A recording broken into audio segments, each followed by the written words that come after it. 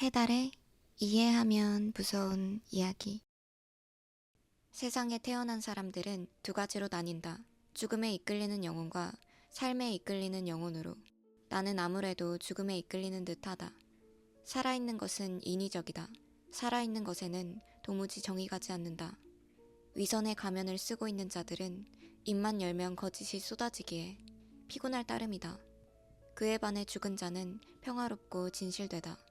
더 이상 거짓을 고할 수 없는 상태에 이르렀기 때문이다. 인간이란 그러하다. 자신의 의지로는 도저히 거짓말을 멈추지 못한다. 죽어서야 비로소 입을 다무는 존재다. 죽음이라는 어두운 장막은 어쩐지 나에게 따스하게 느껴지기까지 했다. 그래서인지 나는 이 일을 택했다. 매일 누군가의 죽음을 마주하는 직업을. 오늘도 어떤 아이가 죽었다. 흔치 않은 일이지만 의아하게도 몇 달째 지속되는 일이다. 벌써 세 번째, 비슷한 연령의 아이가 똑같은 수법으로 죽었다. 이건 분명 연쇄적인 살인이다. 아이를 죽음에 이르게 만든 것은 미지의 열매라고 불리는 독일 것이다. 일반인은 쉽게 볼 수도 구할 수도 없는 무색, 무취, 무통의 독이다. 이걸 사용하면 아무런 고통 없이 잠에 들듯이 죽음의 곁으로 갈 수 있다. 목에 주사 자국이 미세하게 남아있는 것을 보니 이곳으로 약을 주사했을 것이다. 두 번째 아이의 죽음부터 주장한 나의 의견은 묵살되었다. 부모는 죽은 아이에게 관심이 없었고 경찰은 있는지 없는지 확신할 수 없는 미지의 독을 이용해 누군가 연쇄살인을 저지르고 있다는 건 지나친 비약이라고 말하며 내 말을 믿어주지 않았다. 이번으로 세 번째, 나의 믿음은 점점 굳어진다. 하지만 이번에도 상황은 반전되지 않았다. 이 아이를 걱정하는 부모는 없었기 때문이다. 아이의 엄마는 아이가 맞는지 확인하고 매정하게 돌아갈 뿐이었다. 그 싸늘한 눈빛이 무엇을 의미하는지 나는 너무나 잘 알고 있었다. 어디선가 본 적이 있는 눈빛이었다. 나의 아버지는 입을 열면 거짓이나 폭언밖에 내뱉을 줄 모르는 인간이었다.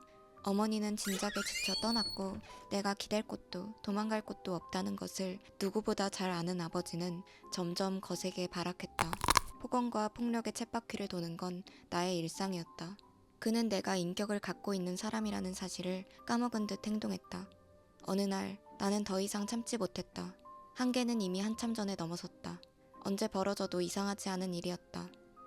내 어린 나이와 정서적 상태가 감안되어 징역을 사는 일을 피했고 그 일 이후에 나는 정신병원에 보내졌다.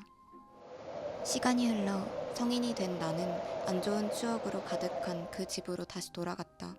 그곳에는 내가 괴물을 죽인 방이 기다리고 있었다.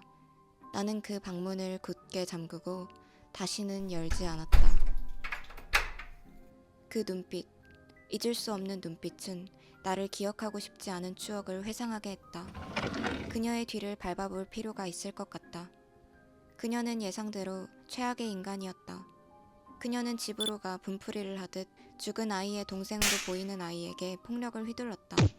그리고 술을 잔뜩 마시더니 잠에 들었다. 그 아이는 밖으로 나와 탁한 눈을 하고는 담벼락에 기대어 쭈그려 앉아 있었다. 나는 어쩐지 어린 시절 나와 겹쳐 보이는 그 아이에게 다가갔다. 그 아이를 구해주고 싶었는지도 모르겠다. 나는 그 아이에게 누나가 있는 곳이 어딘지 알려주겠다고 했다. 그 아이는 누나 이야기에 금세 경계심을 풀고 나의 집으로 향했다. 계절에 맞지 않게 얇은 옷을 입고 있던 아이에게 부드럽고 따뜻한 옷을 입혀주고 맛있는 음식을 건네자 아이는 맛있게 음식을 먹어치운 후에 긴장이 풀린 듯 잠에 들었다. 나는 꿈을 꾸었다. 나는 아이들과 함께 있었다. 내가 부검한 아이들이었다. 그 아이들은 매우 행복한 미소를 짓고 있었다. 순간 나도 그들처럼 어려졌다. 나도 그들처럼 웃고 있었다. 그래, 내 마지막 미소가 언제였더라? 다시는 내가 웃는 모습을 볼 수 없을 것이라고 생각했다. 괴물이 죽은 그날, 난 어쩌면 벗어날 수 있을 거라고 생각했다. 하지만 난 어렴풋이 알고 있었을지도 모른다. 지옥은 죽어서 가는 곳이 아니라는 것을. 지옥은 자신의 의지로 벗어날 수 없는 공간이다. 혹은 이미 망가져버린 영혼이 담긴 육신, 그 자체이다. 나는 이미 오래전에 그곳에 도착해 있던 것이다. 지옥이다. 어딜 가도 지옥이다. 나는 잠에서 깨어났다. 내 몸은 땀으로 흠뻑 젖어 있었다. 방에는 온통 불이 꺼져 있었다. 옆에는 내가 데려온 아이가 있었다. 그 아이의 생명의 불도 꺼져 있었다. 그 아이는 평온하게 잠에 든 것 같은 얼굴로 숨을 쉬지 않았다. 나는 주위를 둘러봤다. 유일하게 빛이 새어나오는 곳을 보았다. 언제나 굳게 잠궈놨던 그 방이었다. 괴물이 죽은 방. 나는 방문을 열었다. 그곳에는 죽은 아이들이 찍힌 사진과 빼곡한 메모가 붙어 있었다. 자비를 베풀어야 한다. 너무 끔찍할지라도 그것은 잠깐이다. 찰나일 뿐이다. 지옥을 벗어날 수 있도록 앞으로도 나는 그들을 도울 것이다. 아이들은 더 이상 고통스럽지 않을 것이다. 지금부터 앞으로 쭉 평온할 것이다. 지옥을 벗어날 수 있는 방법, 그것은 한 가지뿐이다. 사무치는 고통에서 벗어나 영원한 평온에 이르는 방법은 죽음을 받아들이는 것이다. 안락한 삶은 없다. 안락한 죽음만이 유일한 길이다.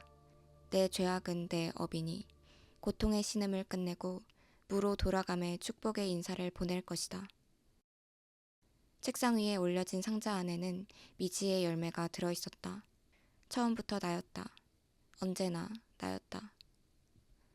다음날 익명의 제보로 그 아이의 엄마는 아동 연쇄살인범으로 체포되었다. 그녀는 아마도 사형을 면치 못할 것이다.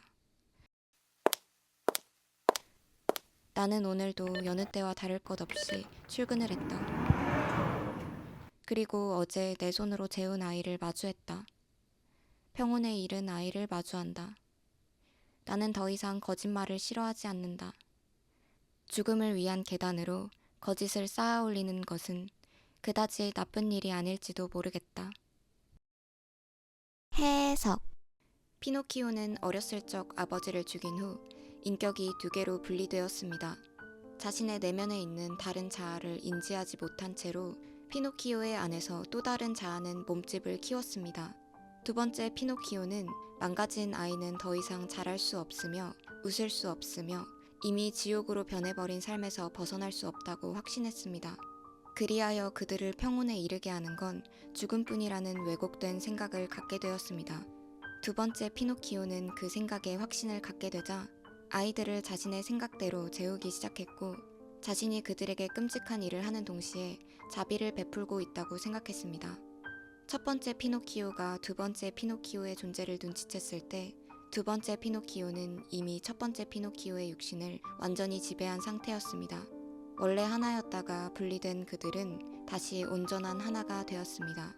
자신의 안에 그릇된 욕망을 감추고 그것을 실행하기 위한 도구로 거짓말을 이용하게 된 피노키오는 이제 더 이상 거짓말을 싫어하지 않게 되었습니다.